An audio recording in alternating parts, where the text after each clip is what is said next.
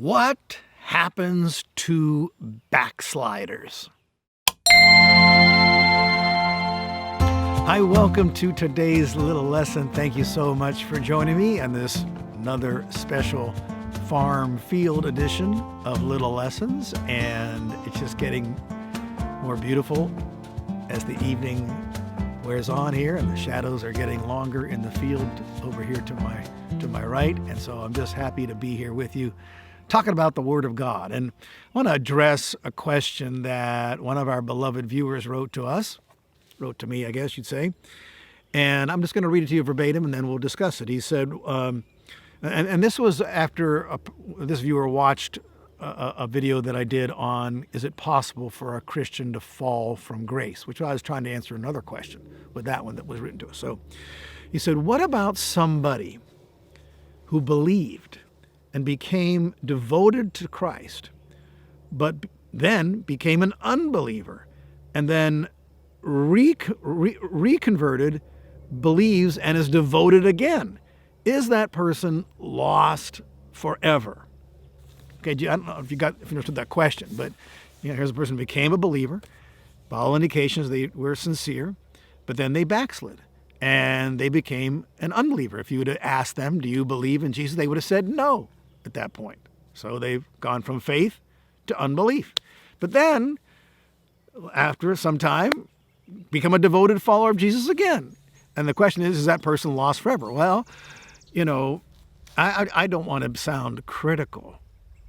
My heart goes out to the person who asked that question. And we run into so many people who are kind of in that particular kind of a mindset where, you only get one chance, they think, with God. And,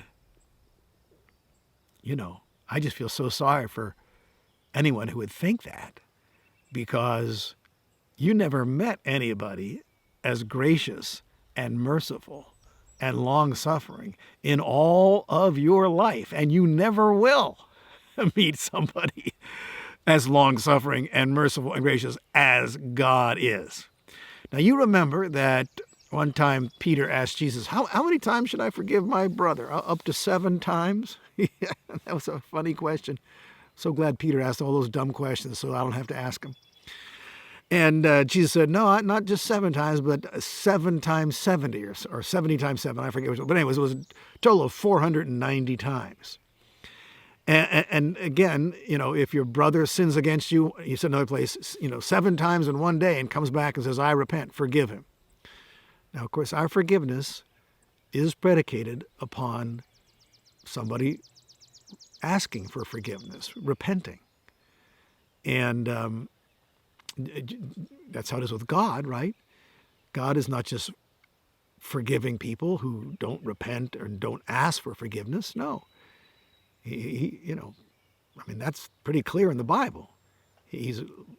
God gives grace to the humble, but he resists the proud. Well, if you're not confessing your sin, you're proud. Your pride is keeping you from doing that, and God resists you. He's not forgiving you. But if you humble yourself and ask for forgiveness, he forgives you. So if he expects us to do that up to 490 times, and I don't just think he meant for us to, keep a little clicker there. And, okay, that's 473. You only got, a few more. No, I think he's just saying, just keep on forgiving as long as they keep on repenting. Again, it's hard to believe that they're sincere when you get up around 480. But God expects that out of us. So he can't set a standard for us that he doesn't keep himself. Right? Right. Again, I'm sure I don't fully comprehend the fullness of the mercy of God. I think I might understand it better than some folks, like the dear person that wrote this question. I don't think any of us really, really, really grasp it. But anyways, backsliders can repent, and God will take it back. How about that story of the prodigal son? Now, there's a story for you about the love of God and the mercy of God.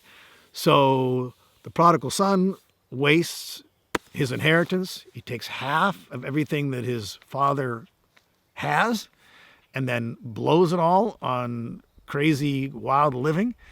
Comes to his senses, says, I'm going to go back and ask my dad for a job because my dad employs people. And the father sees his son from afar off. Now, you know that, another person who wasn't as gracious and kind and merciful as that father could have said, well, here he comes. Well, I'm going to pretend like I didn't even see him. I'll let him find me, and, I'll just ignore him. But no, the father saw him from way off. Why? Because he was longing for his son to come home, waiting, praying, watching. And when he sees him, he's way off on the horizon. He runs to him. He embraces him. He kisses him. He gives the order, kill the fatted calf and put a ring on his finger and put a nice robe on this guy. And the guy hasn't even gotten this confession out of his mouth yet. That's how willing and ready God is to forgive. If he just sees, a little humility, a little turning, and you're making the decision to get back where you're supposed to be, man, God's all over that. And the older son, complained about it and so forth, but that's a whole different story, and that's really what the parable is actually all about. But anyways, we focus now on the prodigal son himself, the mercy and the grace of God. So can backsliders come back? Oh my goodness, they can come back. And I'm not encouraging anyone to backslide, but you could backslide 490 times at least, and you could come back and God would forgive you every single time. Right? When we sin, isn't that like a small form of backsliding? No matter how small the sin, it's a small backsliding. Does God forgive you? And you ask, sure he does. So, this guy that we were asked about by this question, he became an unbeliever. He denied Christ. Well, look, Peter denied Christ, denied him 3 times. Did Jesus take him back? Yes, he took him back. And made him the greatest apostle of his era.